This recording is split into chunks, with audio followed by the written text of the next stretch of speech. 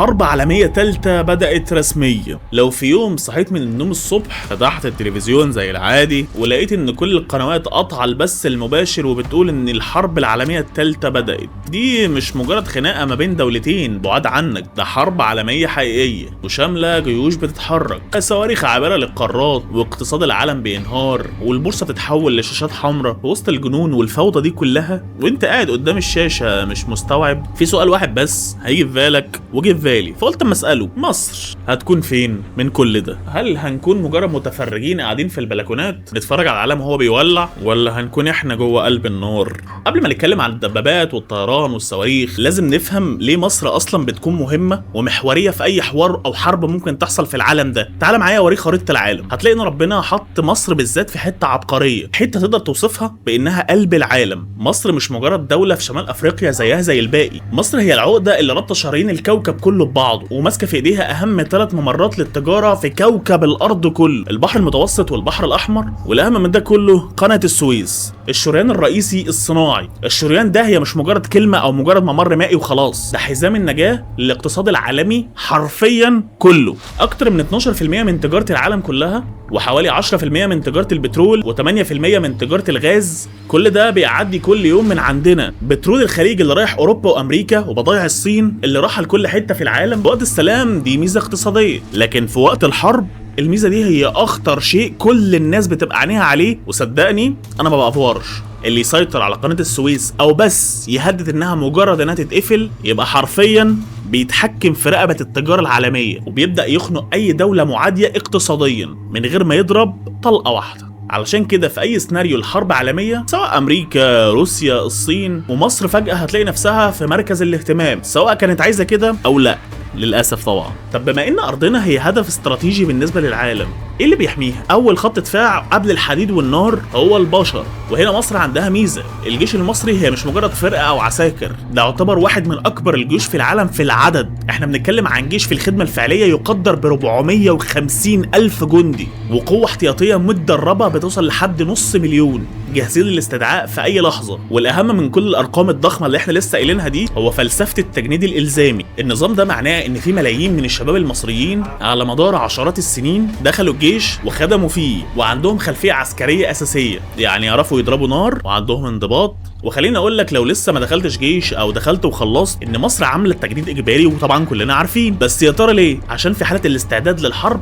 كله يقدر يحارب. مش رخامه عليك يا صديقي، ده امان ليك اولا، لكن احنا مش بنشوف ده، احنا بنشوف ان هو اجباري وخلاص. المهم يعني نرجع للموضوع. العدد ده والتجنيد الاجباري ده بيديك ميزه استراتيجيه فتاكه اسمها العمق البشري. دي حاجه بالمناسبه مش موجوده عند قوه كتير في العالم، وخصوصا الدول الاوروبيه اللي التجنيد فيها مش الزامي، وبقى جيشها طبعا صغير في الحرب. وخليك عارف ان دايما البشر هم اللي بيحسموا الحرب، مش الالات او الطيارات او المكن. القوه اللي بتحمي الحدود وبتمنع اي حد ان هو يحتل اي شبر من ارضك هي القوات البريه المصريه. والجيش المصري هو اصلا جيش بري في الاساس، جيش مهمته الدفاع عن الارض، وبيظهر في نوعيه وحجم التسليح اللي موجوده فيه. جيش نظامي مش جيش فرق، احنا بنتكلم عن قوه مدرعات مكونه من الاف الدبابات اللي تعتبر مجموعه من الدبابات الاقوى في العالم كله. مصر مش بس بتشتري الدبابات دي بتجمعها وبتصنعها بالتعاون طبعا مع امريكا، وده بيديك ميزه استراتيجيه ضخمه في الصيانه. بس يا ترى ليه؟ القوة دي مش مجرد حديد مركون في الورشة وخلاص، دي قوة عندها خبرة عملية اكتسبتها في عمليات كتير حصلت عشان خاطر يأمنوا بيها الحدود البرية. في أي حرب حديثة من أول الحرب العالمية الثانية لحد النهاردة القاعدة واضحة، اللي بيكسب السما هو بيكسب الحرب. والقوات الجوية المصرية فهمت الدرس ده كويس من حروبها اللي فاتت. عشان كده القوات المصرية في آخر 20 سنة عملت حاجة ذكية واستراتيجية جدا، نوعت مصادر سلاحها الجوي. التنويع ده بيديك ميزة استراتيجية جامدة جدا.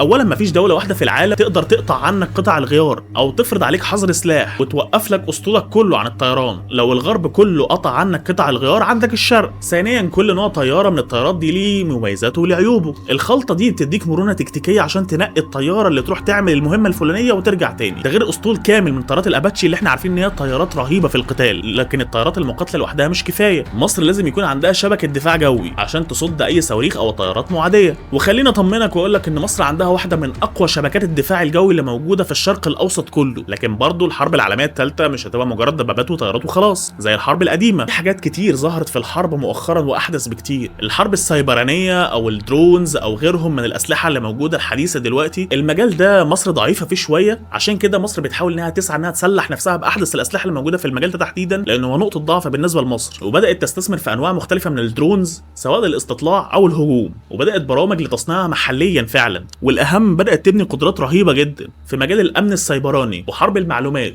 وشكلت وحدات متخصصه للدفاع والهجوم، لان في الحرب اللي جايه اكيد لازم هيحصل فيه ضربه سيبرانيه ناجحه ممكن تشيل شبكه الكهرباء او غيرها من مؤسسات الدوله وتعمل ضرر اكبر من 1000 صاروخ. والاشاعه اللي هتنتشر على السوشيال ميديا في حاله حرب ممكن تهز الجبهه الداخليه، تعمل ذعر احسن من اي قنبله. طيب بعد ما استعرضنا كل القوى العسكريه وعرفنا ان احنا جامدين جدا عسكريا، لازم نكون واقعيين ونتكلم بصراحه وبالتحديد عن نقاط الضعف اللي موجوده في مصر، لان مفيش دوله ملهاش نقطه ضعف، والقوى العسكريه دي محتاجه بنزين عشان تشتغل. والوقود ده هو الاقتصاد القوي والمستمر. الاقتصاد المصري بيواجه تحديات كبيره، وللاسف بنعتمد بشكل كبير على الاستيراد في حاجات كتير اساسيه بتحصل يوميا زي القمح والبنزين والبترول وغيرهم، ودول الاهم في السياق العسكري. ده غير اننا بنستورد قطع غيار كتير للاسلحه والتكنولوجيا. حاله حرب عالميه شامله اكيد سلاسل الامداد دي هتتقطع او هيحصل فيها اي ازمه، وده معناه ضغط رهيب على موارد الدوله والشعب. الحرب مش بس معركه وخلاص. السؤال اللي هيطرح نفسه هنا، هل الاقتصاد المصري هينفع يستحمل حرب طويله؟ ده هو السؤال الاخطر وللاسف الاصعب. الاجابه عليه هتحدد قدره مصر على الصمود قد ايه. طيب بناء على كل نقاط القوه ونقاط الضعف دي، لو الحرب قامت بكره الصبح مصر هتعمل ايه؟ السيناريو الاكثر ترجيحيا هو سيناريو الانحياز المسلح، ومصر ساعتها هترفض الانحياز الكامل لاي دوله ايا كانت ايه هي، سواء تبع المعسكر الغربي او الشرقي. لكن في نفس الوقت ده مش هيكون انحياز سلبي او استسلامي، ده هيكون انحياز مفروض بالقوه العسكريه، اللي هو انا بعيد عنكم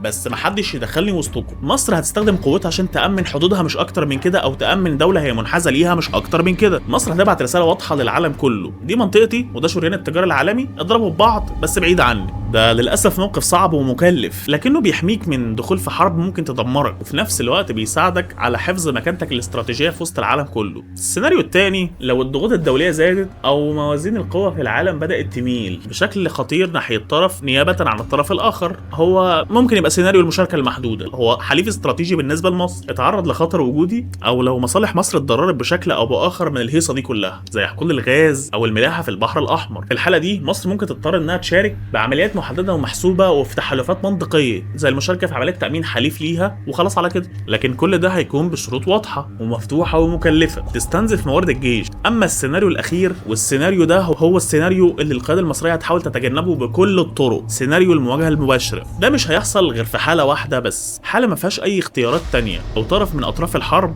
مهما كانت قوته قرر ان هو يتجاوز كل الخطوط الحمراء ويهاجم الاراضي المصريه، او يحاول يفرض سيطرته على قناه السويس ويهدد الامن المصري بشكل وجودي لا يمكن السقوط عليه. ساعتها مصر مش هيبقى عندها اي اختيار تاني غير انها تدخل الحرب وبكامل قوتها. هتتحول سواحل مصر الشرقيه والشماليه وساحه القتال الرئيسيه وبدايه الحرب العالميه الثالثه فعلا. لكن ده للاسف هيبقى شيء ضروري عشان تدافع عن حجم الدوله المصريه نفسها. في النهايه بعد كل التحاليل دي نقدر نقول ان القوه العسكريه الضخمه اللي مصر بنتها على مدار السنين، هدفها الاساسي مش ان هي تستعرض عضلاتها، هدفها الاساسي هو الردع. فكره ان وجود اي قوه في العالم مهما كانت جباره بس تخاف منك، قبل بس ما تفكر مجرد تفكير ان هي تقرب من قناه السويس او على حدود مصر، هتبص على حجم الجيش ده وعلى تنوع الاسلحه فيه وعلى تاريخه في الحروب وعلى قوه الشعب بتاعه، وهتحسبها 1000 مره، وهتعرف ان تكلفه اي مؤامره عسكريه ناحيه مصر هتكون غاليه ومكلفه وممكن تكون نتائجها كارثيه عليه. الردع ده معناه هو القوه على انك تقدر تخوف عدوك وتخليه يتردد، وهو ده اللي بيخليك تكسب السلام من غير حتى ما تضطر تحارب. اللي نعرفه بشكل مؤكد واستنادا على الحقائق اللي احنا اتكلمنا فيها دلوقتي دي، ان مصر عندها جيش قوي